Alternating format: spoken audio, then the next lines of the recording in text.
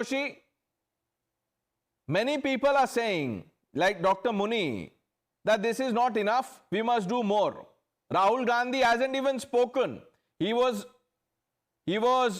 so quick to react to Trump when he said India is a dead economy. Well, India is certainly not a dead economy. That's for sure. India is a growing economy, and we have one of the biggest markets across the world. Having said that, I have been reading the reply of the Ministry of External Affairs. And it's a meek reply of a weak government. And let me tell you why it's a meek reply of a weak government. It's very simple. Trump has been hopping around, all around the globe, insulting our tremendous economy power of this country, right and left. He has been insulting India through all, on all possible world stages. And what is the prime minister doing? Why the prime minister is so scared in naming Trump, in giving a befitting reply to the president of United States of America? It has to come from the prime minister. It has to be very strongly worded. The prime minister has to assert. No, this is not strongly worded. I'm reading from it. Where the United States is concerned, it continues to import from Russia uranium hexafluoride for its nuclear industry, palladium for its EV industry, fertilizers as well as chemicals.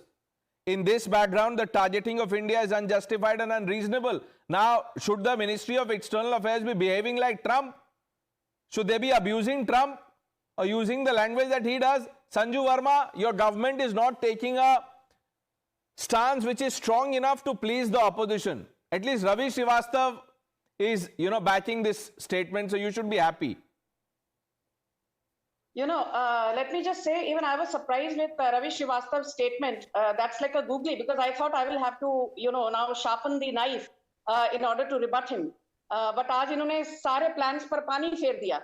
Now on a more serious note, I just want to say this. I will take one of the allegations which is also viral on social media, and also what has been mentioned on your panel. Why is it that the Modi government is not reducing petrol and diesel prices when we bought Russian oil at rock bottom prices? Let truth be told, hypocrisy on your panel also needs to be called out. The Modi government reduced excise duty on petrol and diesel by ₹5 and ₹10 per litre respectively in November 2021. All opposition states refused to lower value-added tax, which is levied by state governments, not by the central government. Then the Modi government reduced excise duty on petrol and diesel in May 2022 by ₹8 and ₹6 per litre respectively. Again, opposition ruled states refused to reduce value-added tax. Now, let me just say one thing to you very quickly before we move on to the more important point. Today, VAT on petrol and diesel in Tamil Nadu is 34.7%. In Kerala, it is 33.9%. In Telangana, it is 39.2%. No. Let's not digress, Sanju Verma. Let's keep it to the statement here and make one very important point. When we bought S-400 from Russia in 2018, when I say they, I mean Rahul Gandhi, Mamata Banerjee, Stalin, and the entire cabal said S-400 kharidna nahi chahiye. The Modi government refused to buckle under pressure. Rahul Gandhi went all the way knocking on the doors of the Supreme Court. He obviously had a big, nice fat omelette on his face. But Rafale invoked so much of controversy right ahead of a Lok Sabha election in 2019. But Narendra Modi refused to cow down. And thank God for that. Rafale did a stupendous job in Operation Sindoor. Now let's come to the moot point. S. Jaishankar 2 years back said, the European Union buys more oil and gas in a single afternoon than India buys in an entire month. Clearly showcasing to the world that if India is buying Russian oil, it's no big deal. And, your audience needs to hear this, Pranish. We buy around 232 million metric tons of crude every year.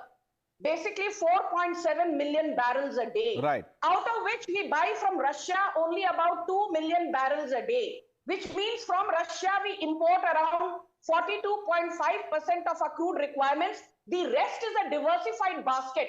We buy some from Saudi Arabia, we buy some from UAE, we buy some even from Iran, right, and a whole host of other countries, including the United States of America. So for anyone to say that Russia is our only partner when it comes to India's import requirements. No, even if it is, but Sanju Verma, even if Russia is our only partner, why should we be embarrassed or apologetic about it? We have to guard our national interest, our economic interest. Taran Verma, you see, the problem with the opposition's narrative about retaliation, let's retaliate, let's hit them hard, is that just 2 days ago they were saying India is a dead economy. Now those same, the same